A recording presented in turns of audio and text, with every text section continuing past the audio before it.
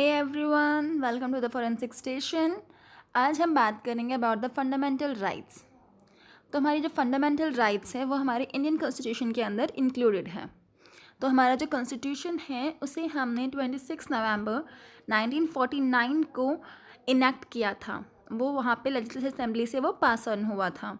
जब वो हुआ था तब उस टाइम पे उनके पास में मतलब क्या क्या था हमारे कॉन्स्टिट्यूशन में।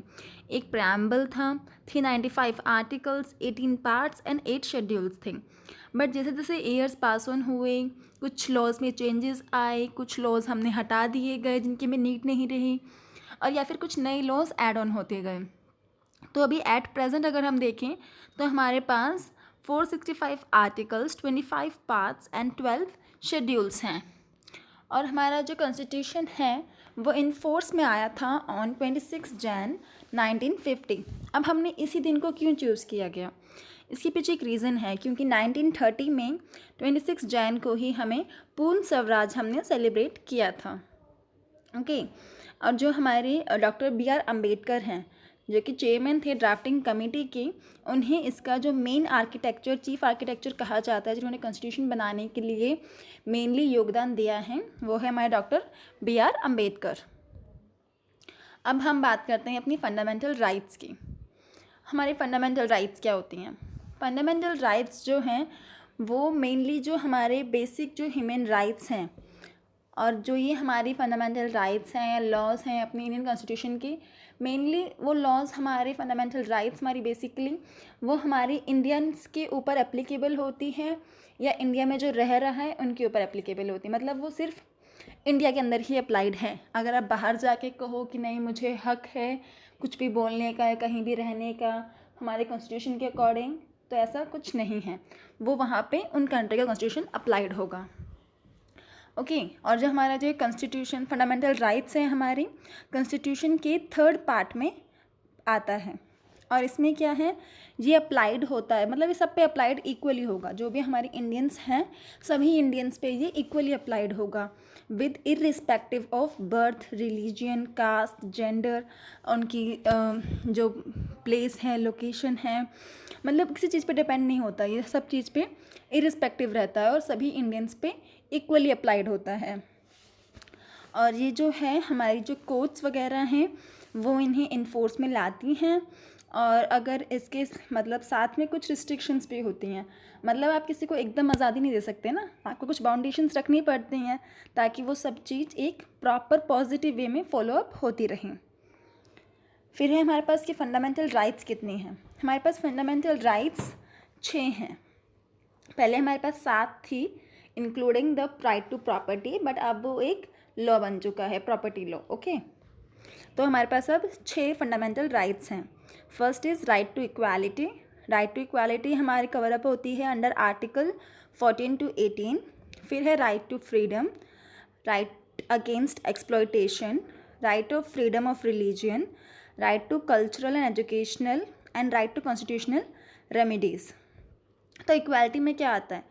इक्वालिटी में आता है कि जितने भी इंडियन सिटीजन्स हैं सब इक्वली हैं अपनी लॉ के अकॉर्डिंग, अपने लॉ के स्टेट के अकॉर्डिंग सब लोग आपस में सब इक्वल हैं, सब पे इक्वली ही लॉ एप्लीकेबल होगा। फ्रीडम में कि आपको कहीं भी जाने की, आने जाने की, रहने की, कुछ भी पहनने हो, मतलब कुछ भी करने की आपको आज़ादी है। ठीक है। और फिर राइट अगेंस्ट एक्सप्लॉयटेशन कि अगर आपका कोई एक्सप्लॉइट करने की कोशिश कर रहा है, आपको कोई दबाने की कोशिश कर रहा है। ओके। फिर इसमें वो चाइल्ड लेबर वगैरह भी इसी में आ जाते हैं। तो ये सब चीज़ें क्या हैं, ये सब चीज़ें अलाउड नहीं हैं। फिर है हमारा फ्रीडम ऑफ रिलीजन कि मतलब हमारे इंडियन कॉन्स्टिट्यूशन ने किसी भी फ्रीडम को ऐसा नहीं कहा है कि नहीं ये फ्रीडम जो है ये सुपीरियर है, या ये फ्रीडम जो है ये लीगल फ्रीडम है, इसको हमने अपनी कॉन्स्टिट्यूशन में मान्यता दी हुई है, ऐसा नहीं है। सभी फ्रीडम्स को सभी रिलीजन्स को इक्वली माना गया है, एंड सबको पूरा पूरा फ्रीडम है कि वो कोई सा भी रिलीजन फॉलो अप करें या अपना रिलीजन वो चेंज अप करा सकते हैं। फिर है कल्चरल एंड एजुकेशनल कि जो बैकवर्ड क्लासेस हैं, कई बार ये जो ट्राइब्स वगैरह के जो कल्चर्स हैं वो कल्चर्स काफ़ी टाइम मतलब गुम होते जा रहे हैं।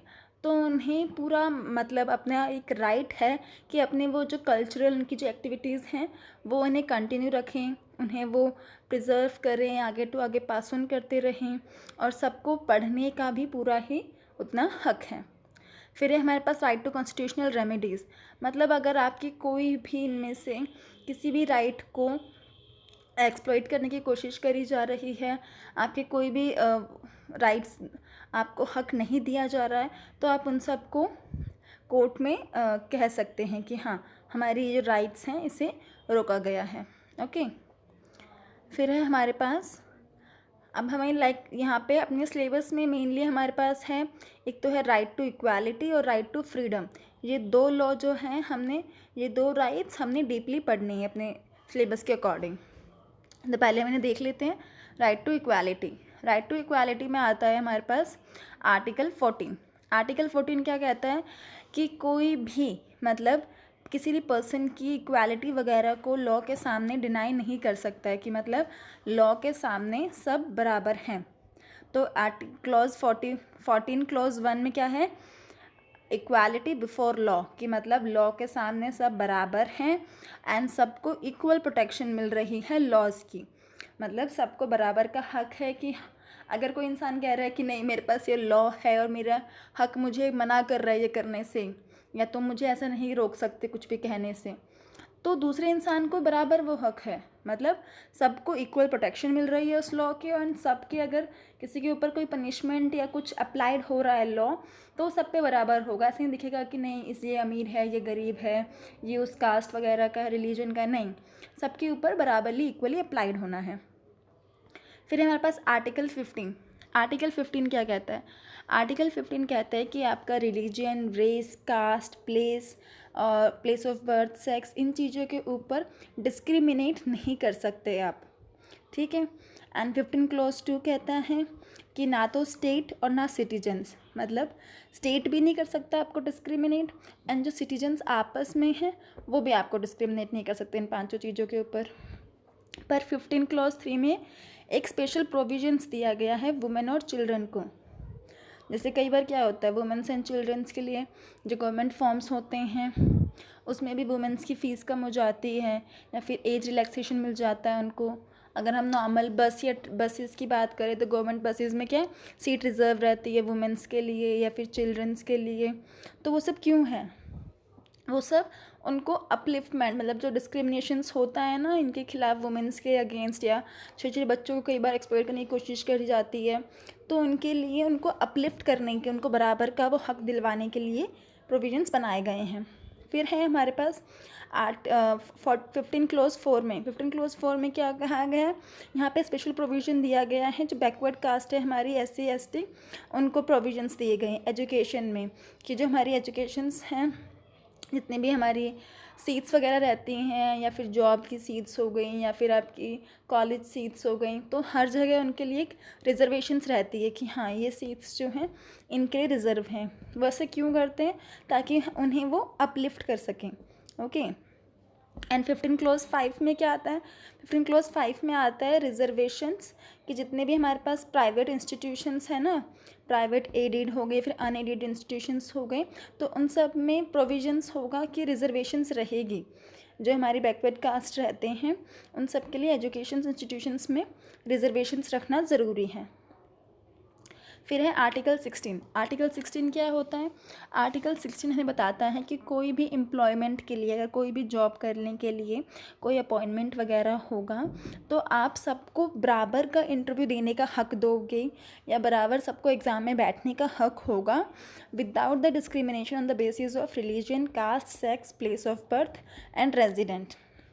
बट वहीं पे 16 क्लॉज 3 क्या कहता है, 16 क्लॉज 3 कहता है कि अगर जो 16 क्लॉज 2 ने क्या कहा कि डिस्क्रिमिनेट नहीं करना है, एंड 16 क्लॉज 3 उसी को ही एक्सेप्शन है उसका एक, वो कह रहा है कि पार्लियामेंट ने पावर दिया है कि आप रिजर्वेशन कर सकते हो on the basis of residence. जैसे हमने देखा है ना, हम कोई भी कॉलेज के लिए अप्लाई करते हैं या जॉब के लिए अप्लाई करते हैं, तो वहाँ के जो लोकेलिटी होता है उन्हें ज़्यादा रिजर्वेशन, मतलब उन्हें ज़्यादा प्रायोरिटी दी जाती है। तो ये चीज़ हमारी पार्लियामेंट के थ्रू रिजर्वेशन पे आया हुआ है। ओके, ये आता है हमारा 16 क्लॉज 3 में। फिर हमारा 16 क्लोज 4 क्या कहता है कि जितने भी हमारे जो रिजर्वेशंस हैं बैकवर्ड क्लासेस के लिए अपॉइंटमेंट्स वगैरह में वो रखे गए हैं जॉब्स वगैरह के लिए, तो पहले हम बैकवर्ड क्लासेस के लिए अलग से सीट्स रिजर्व रहती हैं। एंड 16 क्लोज 4 ए क्या कहता है कि मतलब जैसे वो कई बार वैसे हुआ था बीच में कि नहीं अब और नहीं करना है इनके रिजर्वेशंस, पर ऐसा नहीं है। अभी भी बहुत ज़्यादा ज़रूरत है हमें कि उस रिजर्वेशंस को हम कंटिन्यू रखें ताकि हम बैकवर्ड क्लासेस को सभी क्लासेस पे इक्वली ला पाएँ, ठीक है। ये डिस्क्रिमिनेशन जो पहले काफ़ी ज़्यादा हो चुका है उन पे, उन सभी चीज़ों को हम इक्वल लाने की कोशिश करते हैं, ठीक है। फिर है हमारे पास आर्टिकल 16 क्लोज 5 क्या कहता है, रिजर्वेशन इन रिलीजियस इंस्टीट्यूट, कि अगर कोई भी रिलीजियस इंस्टीट्यूशंस हैं और अगर वो रिक्वायर्ड कर रहा है किसी भी पर्टिकुलर रिलीजन के लिए, तो वो वॉयलेंट मतलब वो रूल तोड़ रहा है। कौन सा वाला, आर्टिकल 15 क्लोज 1 एंड 15 क्लोज 2 का। अब क्या कह रहा था 15 close 1 and 2, 15 close 1 and 15 close 2, तो उन्होंने क्या कहा कि डिस्क्रिमिनेट नहीं कर सकते ना आप इन चीज़ों के बेसिस पे। और अब ये यहाँ पे कह रहा है कि जो हमारे जो रिलीजन इंस्टीट्यूट होते हैं ना, अगर उन्होंने अपने रिलीजन वालों को मतलब जैसे मान लो कोई भी एक रिलीजन का वो बन गया कॉलेज, ठीक है, और उन्होंने उसी पर्टिकुलर रिलीजन वाले स्टूडेंट्स को ज़्यादा प्रायोरिटी दी वहाँ पे एडमिशन्स लेने के लिए कि नहीं सिर्फ वही एडमिशन लेंगे, कोई और रिलीजन नहीं लेगा, तो ये वॉयलेशन कर रहा है 15 क्लोज 1 और 15 क्लोज 2 का। क्यों आप किसी को भी किसी भी इंस्टीट्यूट में एडमिशन्स के लिए इन बेसिस पे डिस्क्रिमिनेट नहीं कर सकते हो, ओके।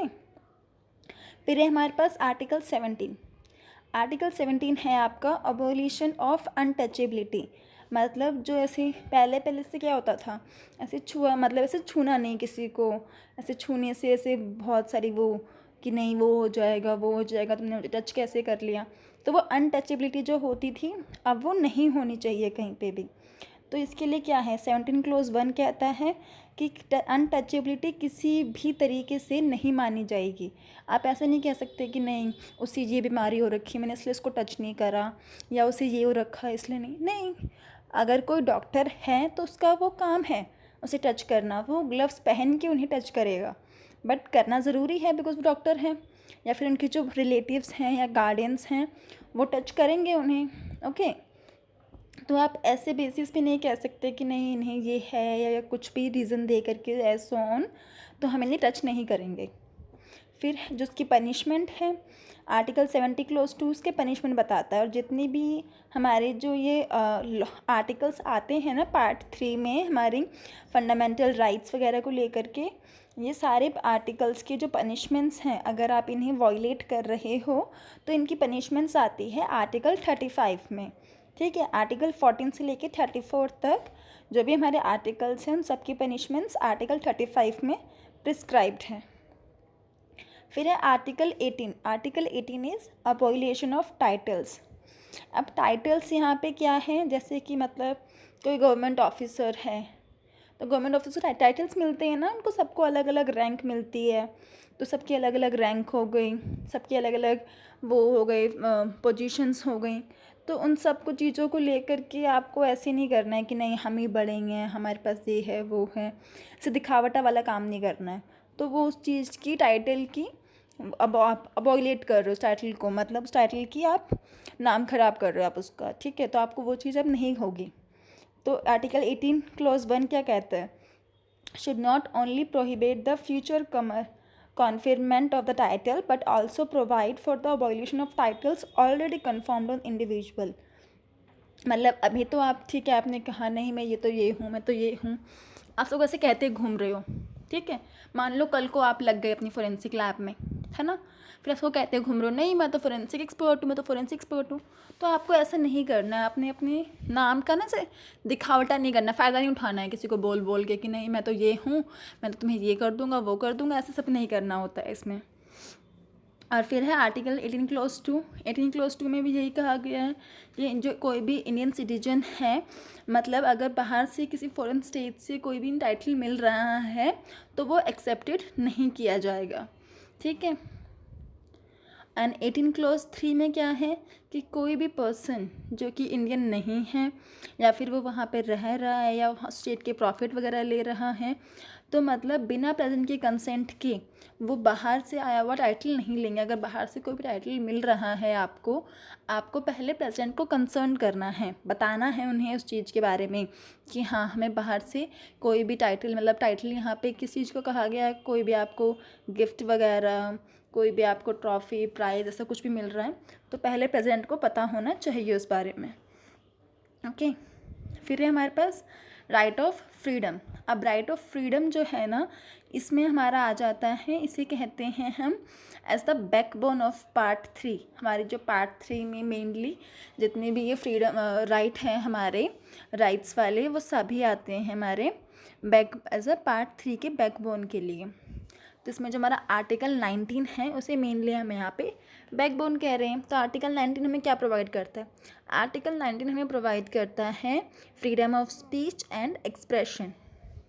मतलब कि हम यहाँ पे हमारे पास राइट है इंफॉर्मेशन रिसीव करने का, एक्सप्रेस करने का अपने आइडिया को, हम किसी एक बात को अपने तक सीक्रेट रख सकते हैं, हम साइलेंट रह सकते हैं, हम किसी बात को मतलब जो हमारी प्रेस वगैरह है उसको फ्रीडम मिला हुआ है इसी के तहत। फिर जो हमारी कमर्शियल एडवर्टाइजमेंट्स होती हैं उन्हें भी फ्रीडम मिला हुआ है। तो ये सब चीज़ें आ जाती हैं हमारे आर्टिकल 19 के क्लॉज 1A में। फिर है हमारे पास क्लॉज 1B। क्लॉज 1B में आता है हमारे पास असेंबली पीसफुली। अब असेंबली पीसफुली में क्या हो जाएगा कि आप कहीं भी शांति से मतलब असेंबल्ड हो सकते हो। ऐसे ना बहुत सारे लोग एक साथ ग्रुप बना के खड़े हो गए हैं तो आप हो सकते हो, बट असेंबली पीसफुली मेंशन है यहाँ पे। अगर आप कोई भी अनलॉफुल वाला काम कर रहे हो और आपको पुलिस ने कहा कि नहीं आपको यहाँ पे नहीं होना है, आप यहाँ से डिस्पर्स हो जाओ, और उसके बाद भी आप नहीं हो रहे हो, तो आपके ऊपर लगता है 151 सेक्शन ऑफ IPC।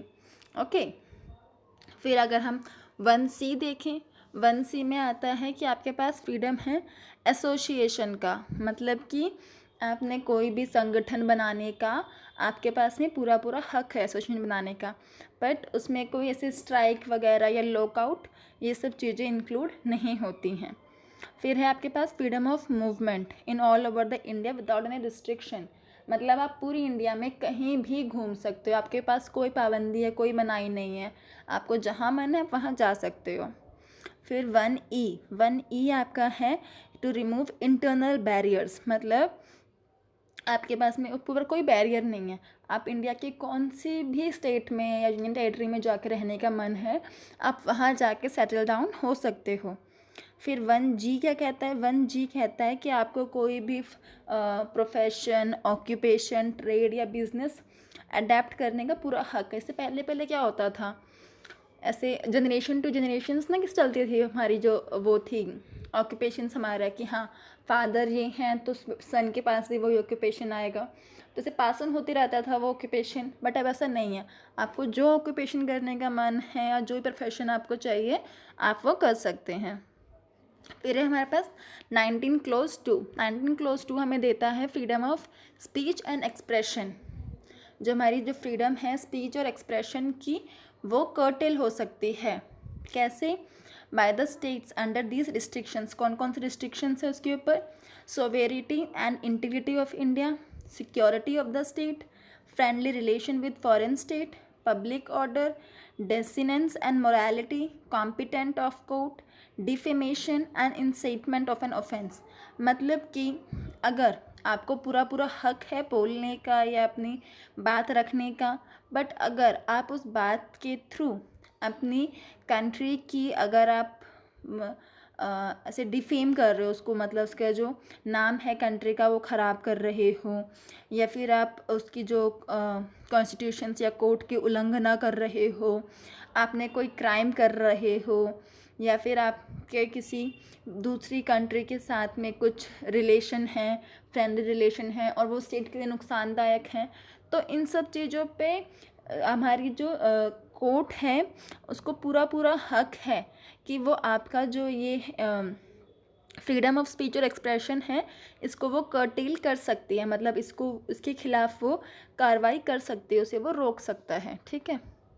फिर 19 क्लोज 3 में आता है हमारा कि जो कर्टेल हो रहा था 19 क्लोज 1B में on the basis of SPL by the state, वो स्टेट के बेसिस पे हो रहा है। 19 क्लोज 4 रेगुलेट कर रहा है 19(1)(c को, हमारा जो 19(1)(c था, 19(1)(c में हमारे पास क्या था कि हमारे पास एसोसिएशन होने का हक है, तो उसे रेगुलेट करता है हमारा 19 क्लोज 4। एंड 19 क्लोज 5 जो था, जो कि कर्टेल कर रहा है 19(1)(e को on the basis of general public interest and ST interest.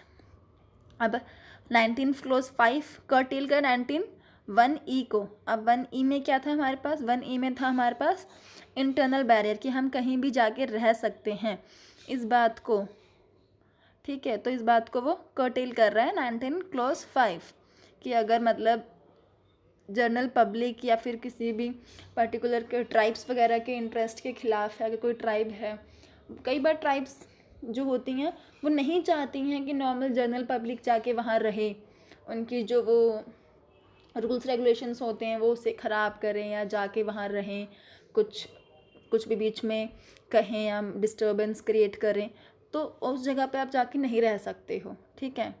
फिर है आपका 19 क्लोज 6। 19 क्लोज 6 कहता है वो फ्रीडम देता है आपको 19 क्लोज 1G का, ठीक है, और वो कर्टेल करता है उसको on the basis of public interest and reasonable technical and professional qualification, ठीक है। अब 19 क्लोज 1 रेगुलेट भी कर रहा है 1G को और उसको कर्टेल भी कर रहा है। अब 1G क्या था, 1G है हमारे पास कि हम कोई भी मतलब ऑक्यूपेशन वगैरह ले सकते हैं, किस बेसिस पे, पब्लिक इंटरेस्ट के बेसिस पे या रीजनेबल टेक्निकल या प्रोफेशनल क्वालिफिकेशन के बेसिस पे। तो इन सब बेसिस पे वो उसे फ्रीडम भी दे रहा है और कर्टेल भी कर रहा है। फिर है हमारे पास आर्टिकल 20। आर्टिकल 20 है हमारा protection from ex post facto laws. जो हमारा एक्स पोस्ट फैक्टो लॉज हैं उससे हमें ये प्रोटेक्शन दे रहा है कि मतलब कि कोई भी एक्ट जिसे हम ऑफेंस मानते हैं उसे हम ऑफेंस तभी मानेंगे जब वो हमारे लॉ में प्रेजेंट होगा। Offence only if present laws states that act has offence. हमारा अगर लॉ के, हमारा जो अभी कॉन्स्टिट्यूशन है ना, उसके अंदर अगर कोई ऐसा लॉ ही नहीं है जो ये बताता हो कि आपने जो काम करा है वो एक ऑफेंस है, वो एक क्राइम है, तो वो क्राइम नहीं कहलाएगा, वो ऑफेंस ही नहीं कहलाएगा अगर जब तक वो ऐसा स्टेट नहीं है कुछ भी, ठीक है।